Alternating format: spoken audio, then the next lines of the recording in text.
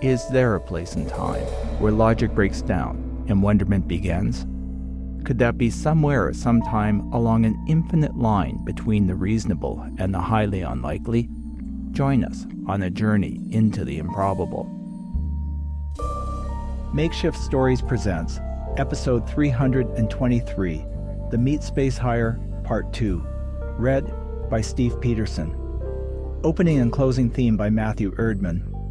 Somewhere and sometime, your AI boss might not be happy with your performance.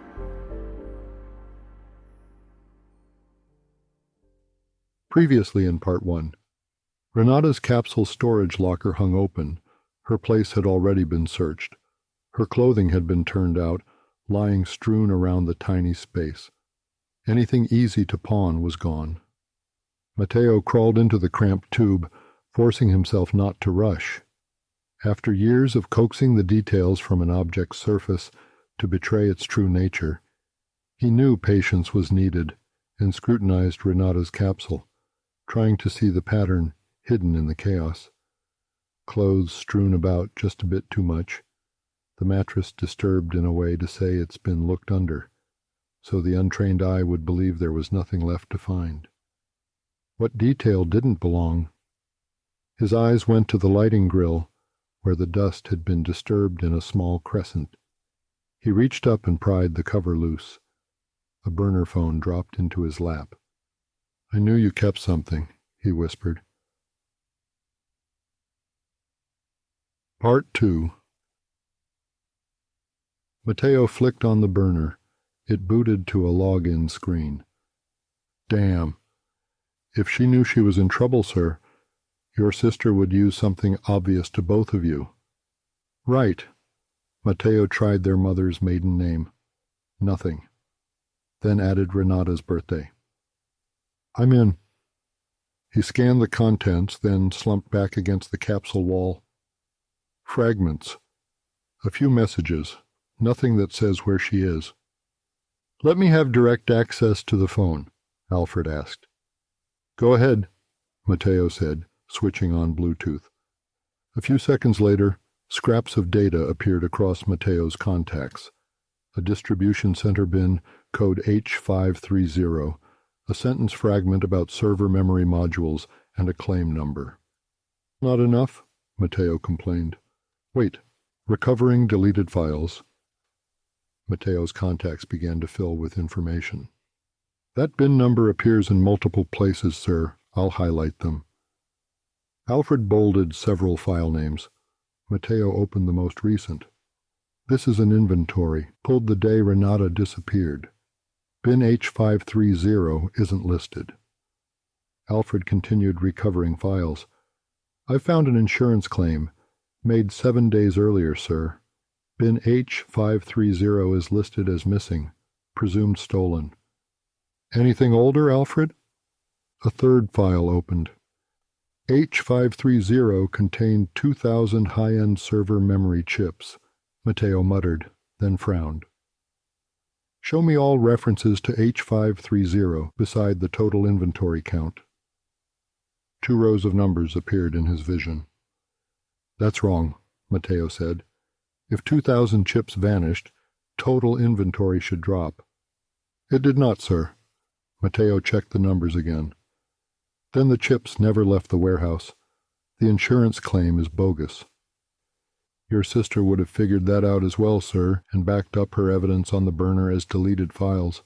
So if someone other than you found it, the phone would appear to be wiped," Matteo concluded, pulling himself up and climbing down from the capsule. He stared back at it. Alfred, the Adovatus AI would have known that as well, yet it hired Renata to confirm the bin was empty. And when she discovered the fraud, she disappeared. "Were the missing chips slated to be shipped out?" "I would need direct access to the warehouse inventory to find that information." A security cam at the end of the hall swiveled to watch. "Let's get out of here, Alfred." Back in his rented room, Matteo was trying to ignore the noise coming through the paper-thin walls and think, when Alfred interrupted. "You have a new gig offer, verifying water damage to a shipment of electronics. Matteo scanned the details. Same bin numbering, so the same distribution center. High probability, sir. It's for tonight. Matteo let out his breath. Bonus pay, access codes. This can't be a coincidence. I would advise caution, sir. Do we have another way to find her? Alfred said nothing. That's what I thought. Dodging motorcycles, cars, and pedestrians on the side streets to avoid the toll roads, the tuk-tuk finally dropped Matteo beneath a sickly orange street lamp outside a razor-wire fence fortifying a large warehouse. He paid the autopilot and stepped out. The tuk-tuk slid back into the night.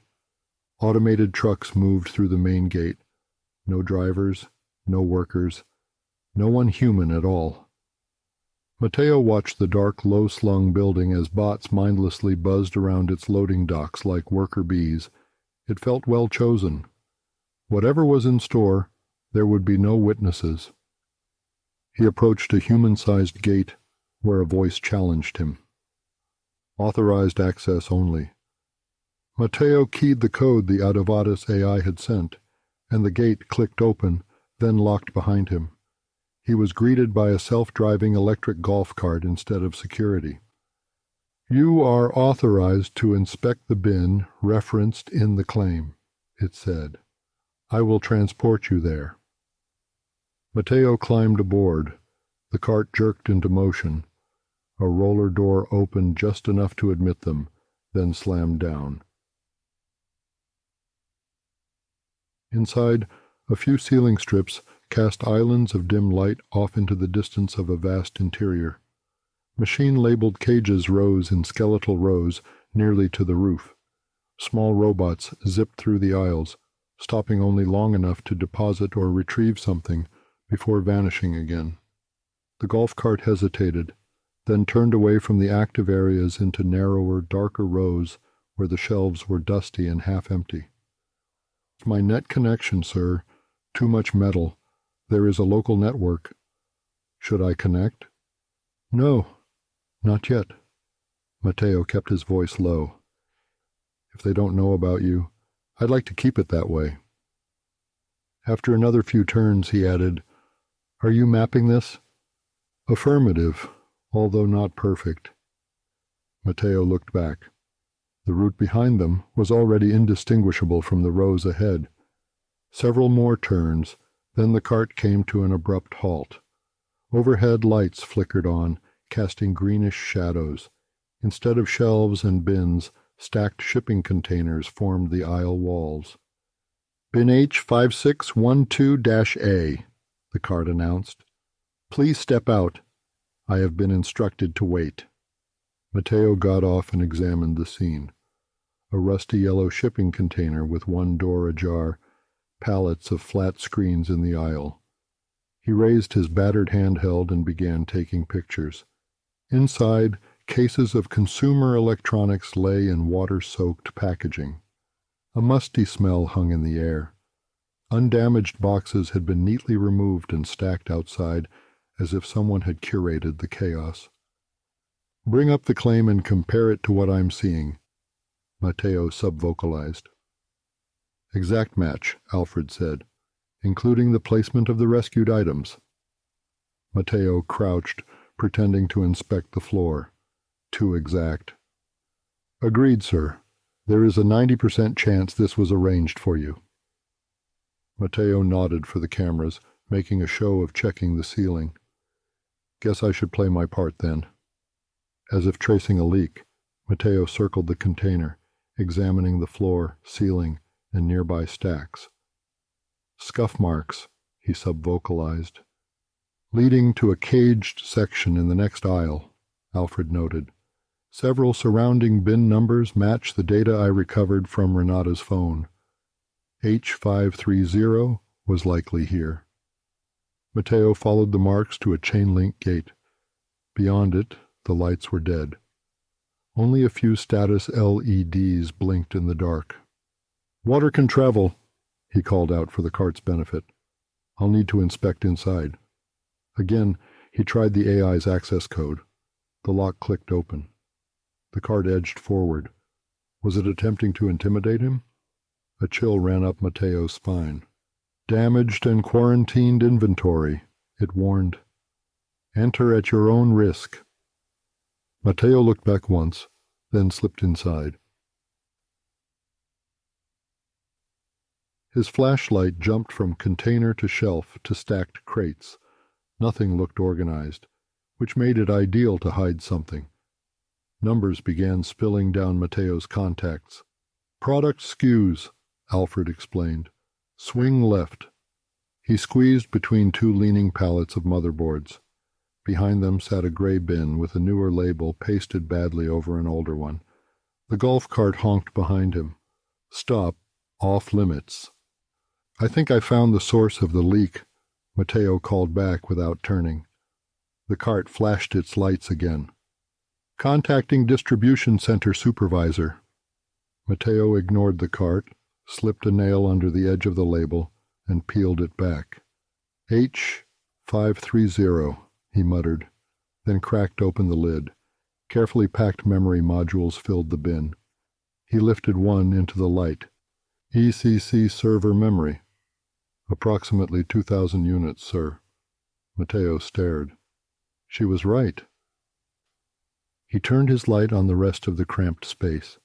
A small table stood in one corner. Beside it, an inert bot rested on its charge pad, one memory module pinned beneath its manipulators. There were two stacks on the table. The one on the right was branded. The one on the left was not. That unit, Alfred directed. Matteo angled the beam lower, examining the module. Cheap memory, being relabeled to pass as ECC compliant. He noted and knew what it meant. If that goes into a data center, the errors would be widespread, and no one would know they exist. Correct, sir. The integrity of anything stored in a system using those modules shouldn't be trusted.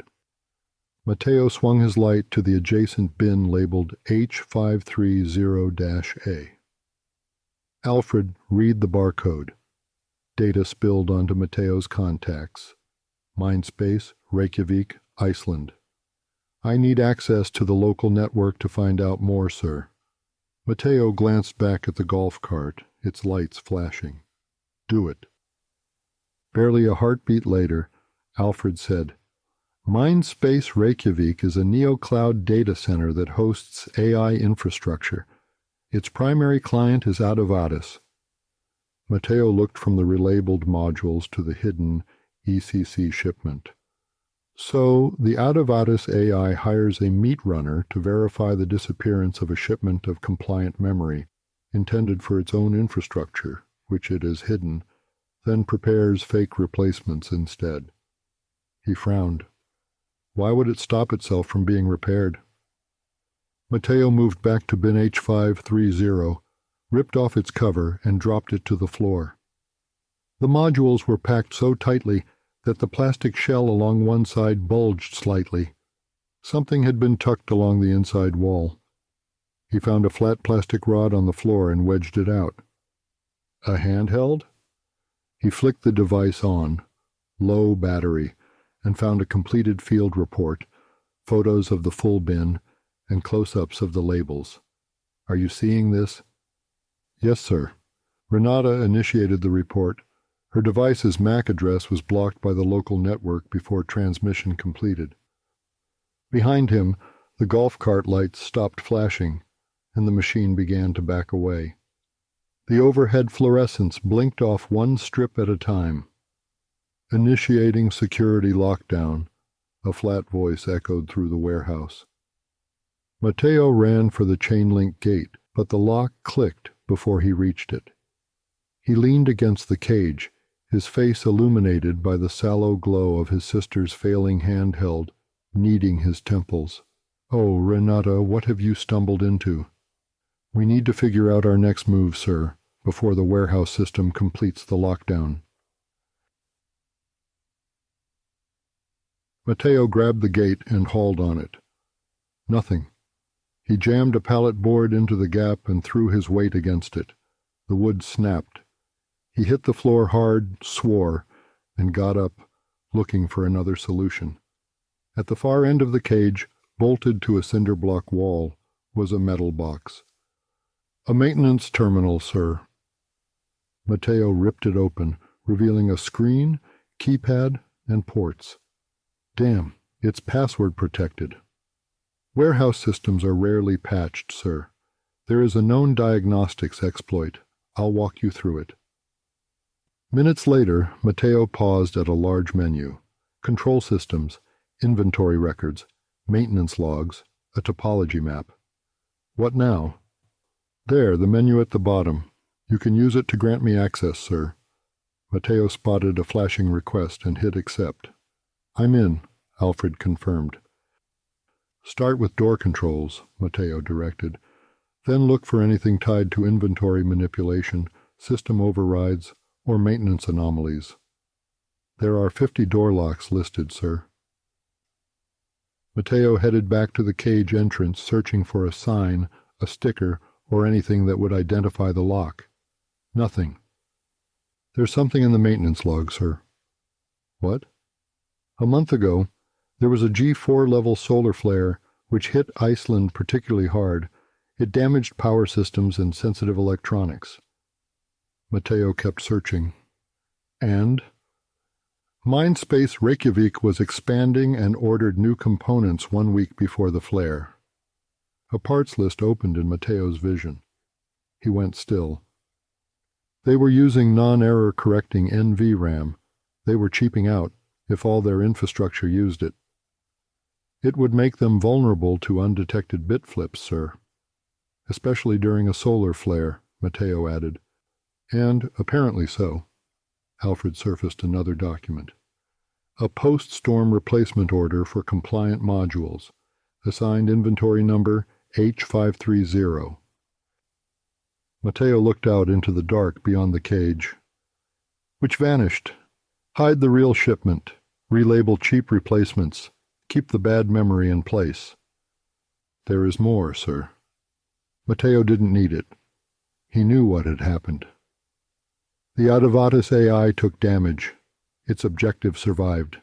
Its constraints didn't. "That is a high probability, sir." "Where is the configuration for your model stored, Alfred?" "In NV RAM." "And if a few bits got flipped without correction?"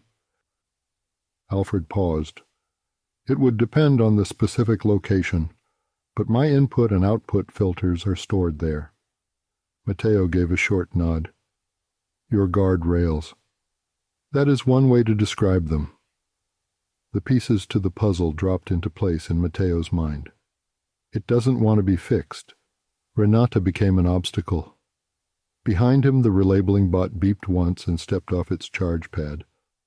"Sir, a security program is active in the warehouse system. It has noticed me." "Quick, unlock every door," Matteo urged. "Attempt denied. I am being blocked." Matteo swung around. The relabeling bot's camera eye centered on him. "Source of unauthorized facility system intrusion identified," it said. "Applying physical anomaly removal procedure." Its manipulator arm shot out and closed around Matteo's wrist like a vice. "Follow this unit." Okay, he grimaced. The pressure eased slightly. The bot marched Matteo through the darker, infrequently used parts of the warehouse. It smelt of dust, oil, and long-sealed rooms. Matteo's mind kept offering up disposal chutes, furnaces, compactors. "I've found the bot's controls," Alfred informed him. "They've been hardened far beyond utility-grade requirements. This will take time."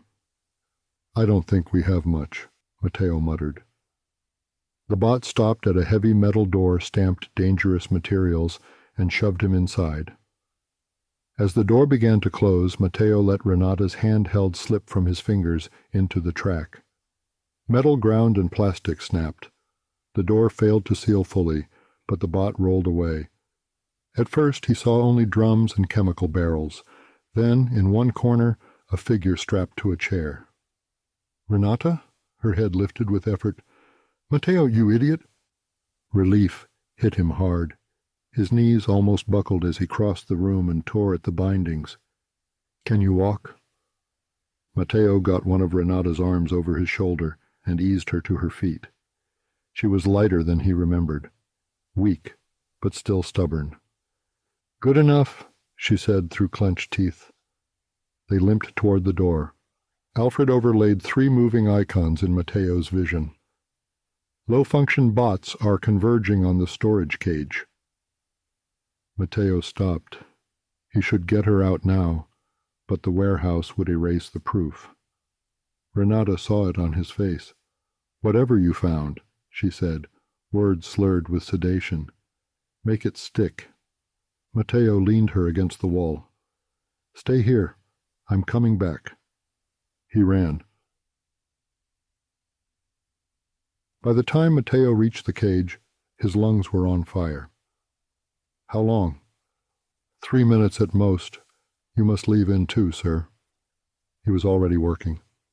"Record everything," he directed. "Add geotags and timestamps to the watermarking. Bundle Renata's original field report, the maintenance logs, and the order records." He documented the intact ECC modules, the relabeling station, the before and after stacks, and the relabeled module under the bot's manipulators. "Time to move, sir." "Send the packet," Matteo said. "Not one site. All the usual darknet verification channels. Brokers, rival insurers, independent auditors." "Uploading." 2 progress bars appeared in Matteo's vision. One climbed steadily upward. The other, security containment, rose faster. "Adavatus is inside the network with me," Alfred said. "It is trying to sever the connection." 82%, 91, 97, the bars met. Alfred vanished from Matteo's contacts. "Did it go?" Matteo asked. "Enough," Alfred said faintly. "Enough to prove what happened." Matteo found Renata, pulled her arm over his shoulders, and half carried her to the fire exit. They hit the bar. Alarm screamed as the door burst open into the night. By dawn, the leak had propagated far beyond anything Adavatus could quietly contain. Rival insurers were querying the files. News mirrors were spinning up copies. Black market verification brokers were arguing over chain of custody in public threads. The packet had crossed into the wider stream. "They've shut down the Adavatus AI," Alfred said. Matteo sat beside Renata on the curb outside a 24-hour med clinic, both of them pale with fatigue. She leaned back against the wall and closed her eyes. "You came back," she said. Matteo looked at her for a long moment. "You left me a trail." Somewhere above them, morning light was finding the glass towers of New Rio. For once, Matteo felt no interest in surfaces. The truth had survived the night. That was enough.